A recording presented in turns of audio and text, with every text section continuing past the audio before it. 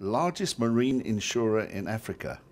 That's a big verbal title, that one. I suppose it's a target that we've set ourselves, and it's something that we've strived to maintain, and we expect to grow that gap between us and the rest of the market. Yeah, you talk about the rest of the market. How influential is South Africa in maritime insurance? In maritime insurance, we often follow the London market. The London market has been in this industry for a lot longer than we have, so we learn a lot from them, and obviously adapting that to the local conditions. Understanding the local market is key for our business. You're talking about following Lloyds of London, I would presume. Correct, When you yes. talk, yeah. Is there a point, Lloyds has members? Correct. Our insurance situation in this part of the world doesn't have members as such. It's their owned companies, albeit correct, shareholders. Yes. Do you ever see a point where we will have a Lloyds of Africa? Look, I think a number of insurance companies have tried that. The issue really is the competition. So you've got ownership of insurance companies with shareholding and what have you. And for them to go into, let's call it an allegiance with their competition to form a membership such as Lloyds does, I think would be anti-competitive. So I don't foresee that happening. What I do foresee is your bigger companies having a Lloyds-based situation where you can write multiple categories of risk in one building. The African coast is synonymous with piracy. Correct, correct. Does that not make you a very risky business to be in? Well, that's our business. Our business is risk. What we've got to do is understand what that risk is and make sure that the transfer of risk into our name, effectively the placing of an insurance policy, that we take the risk for, that we understand it and price it correctly. I was reading just recently that piracy on the high seas has diminished. Is that a fact that you've noticed? Definitely, especially along the east coast of Africa, around the Dar es Salaam, Somalia coast, up to the Horn, effectively. A lot of that is decreased, and that is because of risk control measures that have been put in place. And a lot of those risk control measures have been driven by the insurance industry. Talk to me about risk control methods. What are they? Well, there's certain things that have been noticed as far as piracy is concerned. So the speed that the vessels travel at. Pirates can only really climb aboard a slower moving vessel. The vessel's accessibility from water level, because most of these pirates are traveling in small skips. Are there barbed wires around surrounding the edge of the vessel, armed guards, etc. The availability of naval forces, be it from France or South Africa, in those areas as well. Are you insisting on armaments on board your ships that Absolutely travel that not. area? Absolutely not. The issue really surrounds bringing arms into a particular country. So a foreign vessel having arms on board, arriving in South Africa, is then it's effectively importing arms into the country. Isn't there a blind eye turned to some of the arming of these vessels? Because what's worse, the frying pan or the fire? Absolutely. And in some respects, some countries have. But unless you get a buy-in from all the countries that vessel's actually going to call at, you're going to be stuck with a problem. I don't think arming the vessels has had that much effect. What it has done is escalated the violence from the pirate side. We prefer to see the vessels traveling further out to sea and at a higher speed, 18 knots or over. The idea is rather not get caught by pirates than have to take evasive measures. How many abandoned ships are we looking at the moment in South Africa that you're covering? We're not covering any of them. What do you do with them? Well, effectively, as soon as they get abandoned, they become the state's problem. And I don't know whether the state has the resources to actually uplift them or salvage them or what have you. So you have a vessel coming into our waters. There's an accident. It ends up on a beach somewhere. The insurance company pays the owner for the value of the vessel, and the guy dies. We've now got to go find him, first of all, find the owner of the vessel, and then you've got to pin him down and take him to court in his home country, because he's not going to be sitting around in South Africa waiting for us to sue him. A lot of the seagoing vessels aren't insured in the local market due to capacity. That is based, most of it in London. Spanish market is growing substantially. So the insurance and management of those risks comes from that insurance market, which means that we as South Africa, yes, we try and, as a industry and as a country, try and manage the risk of vessels entering our waters.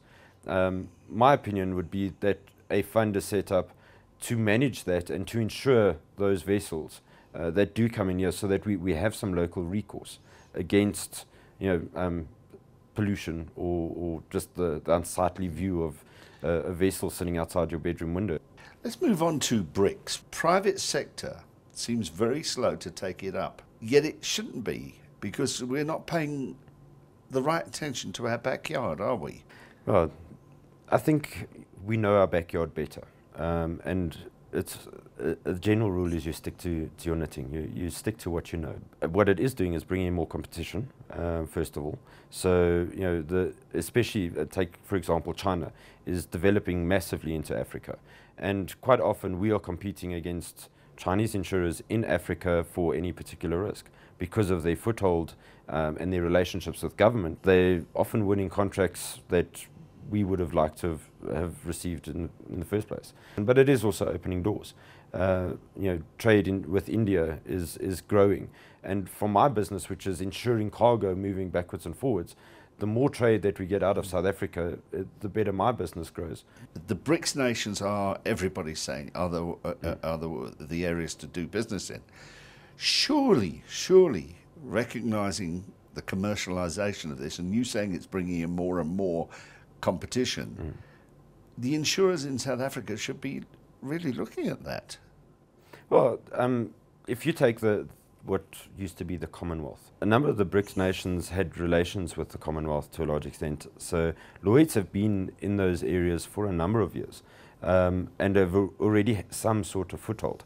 So with the growth in the BRICS areas, that foothold is obviously strengthening as well. Isn't that a monopoly that you're talking about really with Lloyds? I sense that you're evading a situation where Lloyds are concerned, and I don't quite understand why, because we're Africa, and in many respects we should be creating our own. Well, I think we are doing that. I mean, our business is South African based. Yes, we have reinsurance treaties where we get the capacity, and the capacity that we get is mainly from Europe. But our business is our business. We focus on what we know, and we know it very well. And that has enabled us to compete with the international challenges that we've been having in South Africa and into Africa. Because of the profitability of our market and our lack of major catastrophes. We don't have earthquakes. We don't have cyclones in South Africa. We don't have tsunamis into South Africa. And that has made it a fairly lucrative area.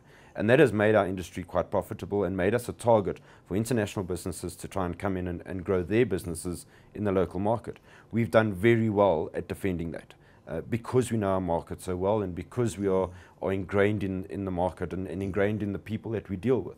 They know who SANTAM are, and they're more than happy to deal with us. We've got international ratings, and we're a respected company. It appears defending is the name of the game, and not attacking, which prevents you defending. How's your growth pattern then in that case? Well, our growth has been fantastic. We've grew exceptionally last year. And we expect that trend to continue. A lot of that growth is coming out of Africa. So those international competitors are trying to get traction in South Africa before they get traction in Southern Africa. We've already secured our market in South Africa, and that has allowed us to develop into the African community. We're already the next step, trying to get ahead of that curve again. What are you doing as a company to bring into the fold new blood? Well, Associated Marine is known as a training ground.